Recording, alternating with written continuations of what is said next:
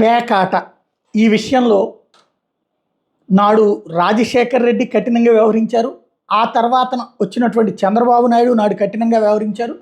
కానీ చివరిలో పేకాటలు నడిచినాయి అన్నదే ఆనాడు ఆరోపణ. విజయవాడ, గుంటూరుతో పాటుగా అనంతపురము అలాంటి ప్రాంతాల్లో పేకాటలు నడిచినాయి అన్నటువంటిది రైడ్లు చేసి పట్టుకున్నటువంటి సందర్భాలు.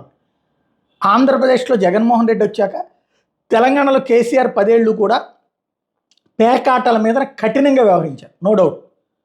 అదేది కొడాలి నాని పెట్టినటువంటి ఆ 12 రోజుల పేకాట అది సంక్రాంతి దీనప్పుడు పెట్టినటువంటి సందర్భంలో తప్పించి మిగతా టైంలో పేకాట అనేటటువంటిది ఎక్కడ జరగలే. ఈవెన్ అది వాళ్ళు లోకల్గా అడ్డుకట్ట వేసినటువంటి పరిస్థితి.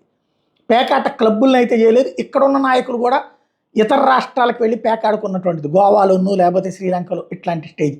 అందుకనినే కదా చికోటి లాంటి వాళ్ళు బాగా పాపులర్ అయింది, వేరే దేశాలకు పంపించి మరీ ఏర్పాట్లు చేసినటువంటి.